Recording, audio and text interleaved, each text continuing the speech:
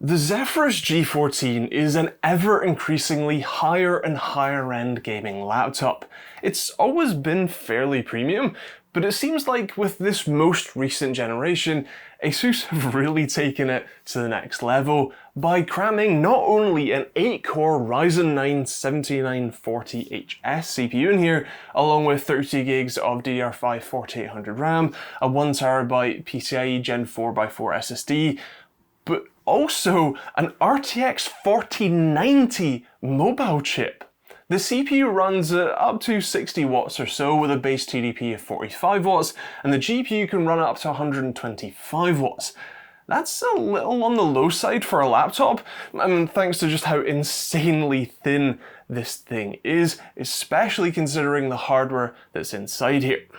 Let's take a good look at this thing, starting with how it performs. In gaming, at the native 1600p resolution at generally medium settings, you can expect anywhere from over 300 FPS in esports titles like CSGO and Rainbow Six Siege, to under 100 FPS in games like Fortnite and Microsoft Flight Simulator.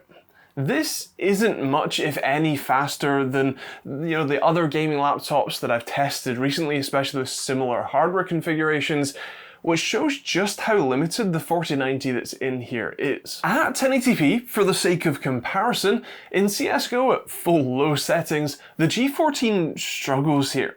It is faster than the even thinner Schenker Vision 16 Pro, but it pales in comparison to any even moderately thicker gaming machines like the Focus 16 or the Pro 15 from XMG. In Cyberpunk, the G14 is pretty much in the same place, although it is a little bit closer to the more full-fat machines than in CSGO. It isn't the best look when an RTX 4060 mobile outperforms a 4090 mobile, but that's what you can expect from something this thin and relatively low power. Microsoft Flight Simulator is in the same position as CSGO, sitting a bit under halfway between the Vision 16 Pro and the Focus and Helios machines. 92 FPS average is still pretty decent, but it isn't exactly a resounding victory for the 4090 here. Fortnite is better, almost matching the Helios 16, albeit still almost 10 FPS shy of the 4070 based XMG Pro 15, but at least it's better. Hitman 3's built-in benchmark quite handily lets you break out the CPU and GPU performance, and when looking at just the GPU performance, we can see a clear trend. The higher end the GPU, the more performance you get. It's still limited by the CPU and the GPU's TDP, but finally we see at least the slightest glimmer of what the 4090 in here actually, has some power behind it. Rainbow Six Siege is back to the status quo though, with the G14 even running with only the NVIDIA GPU enabled to make sure it wasn't running on the iGPU by accident. It is running second to last. Lastly, there is Shadow of the Tomb Raider, which on high settings shows some promise for the G14, running in second place only behind the higher TDP 4070 in the XMG Pro 15. As for that Ryzen CPU, it runs in the midfield in Cinebench, running at 16,331 points. The 13700HX is a decent bit higher, at nearly 19,000 points, although the lower power 13700H in the Vision 16 Pro is a fair bit lower, more like 13,590 points. Single-threaded performance is a little weak though, at 1,547 points compared to, well, closer or over 2,000 points from the more recent Intel chips. Blender has the 7940HS slipping further down, now behind the M2 Pro and getting dangerously close to matching the now multi-year-old 6900HX as well. What might explain that performance though is the fact that the 7940HS is the third most power efficient chip I've tested, behind the M2 Pro, which drew 52 watts for the entire system while rendering in Blender, and the 13700H in the even thinner Vision 16 Pro. If Asus could give this thing just a touch more juice and cooling potential, it might do a lot better. One thing Asus can't drive any harder is the display. This is a frankly stunning 2560 by 1600, 165Hz mini LED backlit display that covers over 100% of the DCI-P3 spectrum with over 500 nits of peak SDR brightness and a delta E of exactly 1. That is frankly incredible. Viewing content on this is just amazing, both thanks to its inherent color palette and because the mini LED backlight means with the multi-zone control enabled, that's basically just full array local dimming, you get functionally infinite blacks among a sea of beautifully bright and vivid colors. Seriously, this has to be one of the best displays fitted to a laptop right now. Of course, you likely care more about the gaming metrics, namely response times.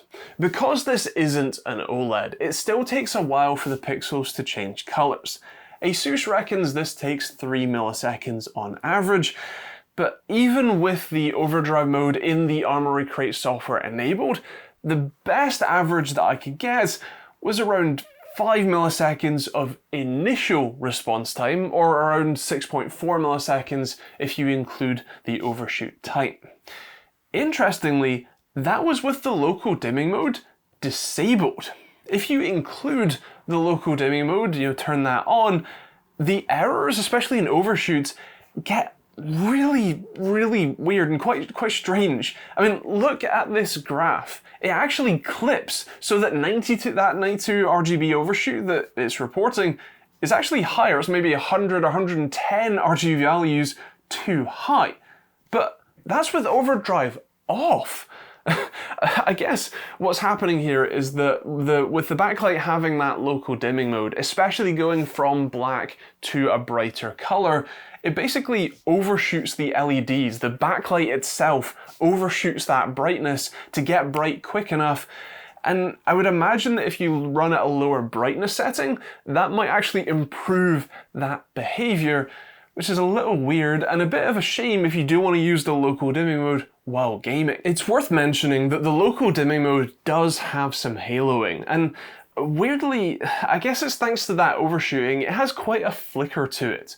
If you look at the cube moving on screen here, the halo around it, especially towards the front of the motion, is flickering quite a lot as the backlight is racing to light up the next zone as fast as it can. Weirdly, this shouldn't be a quirk of the LEDs themselves. If you look at one of the response time graphs without my denoising function enabled, you can see that the light output flickers like crazy.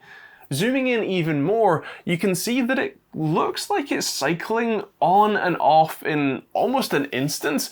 I think it's cycling about 500 Hz, at least as far as I can tell. But there's also some weirdness to it. I mean, that would be a deal breaker if it is 500 Hz, because that's way too slow for this kind of display.